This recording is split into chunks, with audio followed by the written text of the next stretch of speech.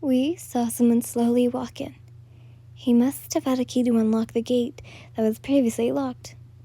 No dip. His torch shone brightly, but not towards us.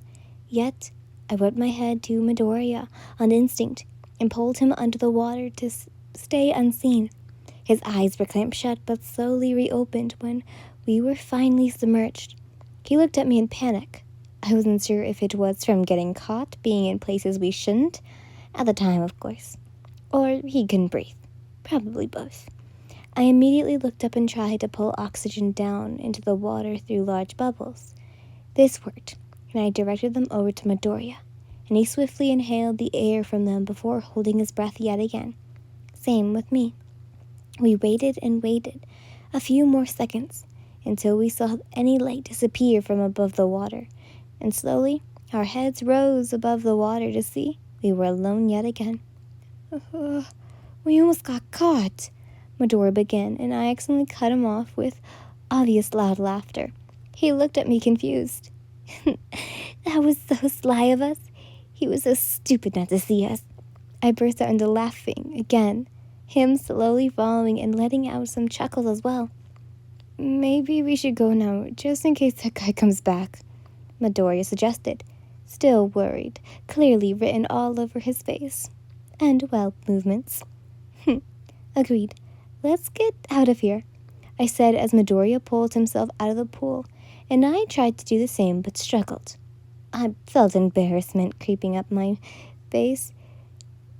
The pink must have been across my entire body as I felt hot as I pulled my body weight out of the water. Need some help? Midoriya asked, holding out his hand. I took it and he pulled me up instantly. Damn, he's strong. Thanks. I guess I didn't have much upper body strength, really.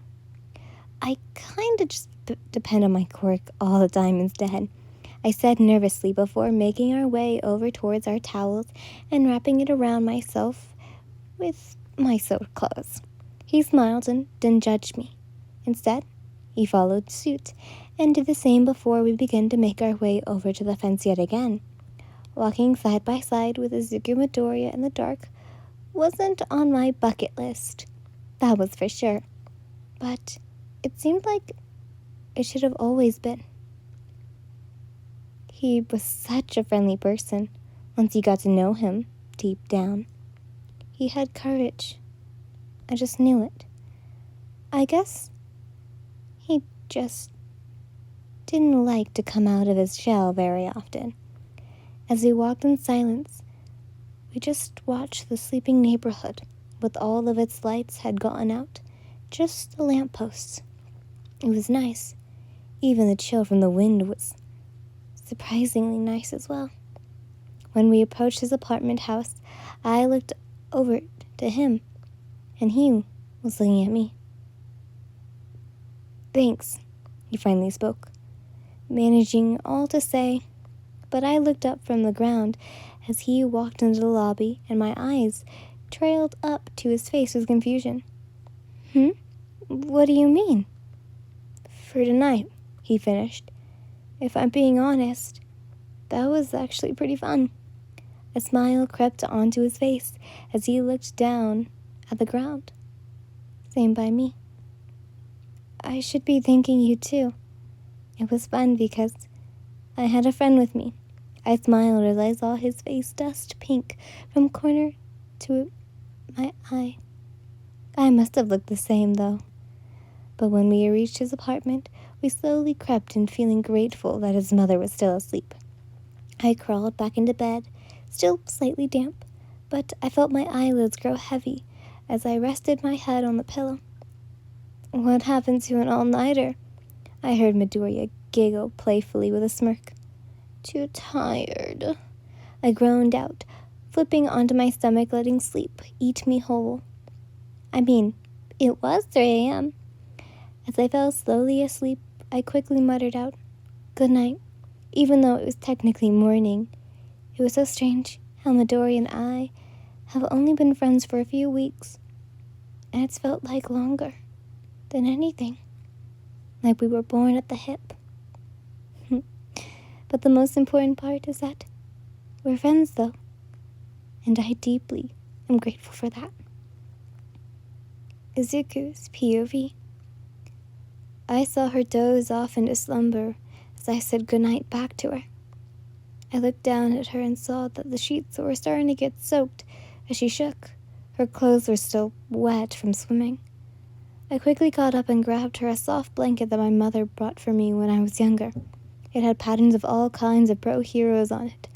Normally, I wouldn't show my hero stuff to people because I'd be scared of what they would say. I wasn't scared of Lynn, though. The thought of her making fun of me, though. Because I knew she wouldn't. I knew she wouldn't care because she honestly is just like me, a nerd. I found out she loves heroes and researching them and discovering how their quirks work. I remember her telling me that if she didn't get into UA, she would have become a scientist researching how quirks work and what brought them here in the first place. I lie the blanket over her, seeing her shaking slow down, and I smiled myself before heading to the kitchen to make a hot cocoa. I could make her one, of course, but she was asleep. As I put it together as quietly as possible, I began to think. It wasn't just about hero work this time. It wasn't about my power and all might. It wasn't about school or yesterday's big fight. I thought about Lynn. For some reason, I know that I only have known her for a few weeks, and I know that we have only been friends for a small portion of that. But even since we were young, I felt I've always been attached to Lynn, like a magnet. I followed her and listened to her any time as possible. Not like a creepy stalker, though. Friends, maybe. Admired? I couldn't put the words into it. But now that I think about it, though, every time she compliments me or gets really close, I feel myself heat up. My stomach feels like little bubbles are exploding, tickling at my insides. My mind fills up with thoughts and I shudder. It can't be what I think it is. I hardly know her compared to others. I might just wait this one out. As I finish up my drink, I feel warm inside crawling back into my bed. I turn my head to the side to glare at Lynn for a moment. That's not it. Not at least. It's just silly feelings that all guys feel when around girls, right? I feel myself slowly drifting off to sleep as I began to think about how I was going to master All for One ASAP.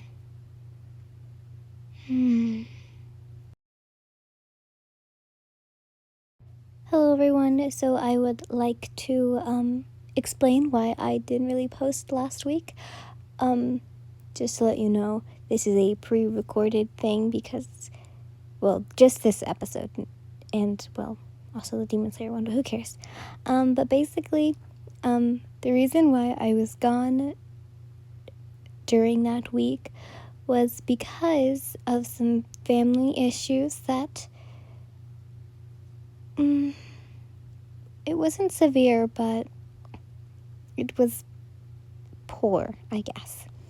But I do want to warn you that, if it does happen again, I will inform to the best of my abilities, because, of course, I would like to keep my life private, but I do appreciate all of your guys' weight and along with the special words you all gave to me. Thank you.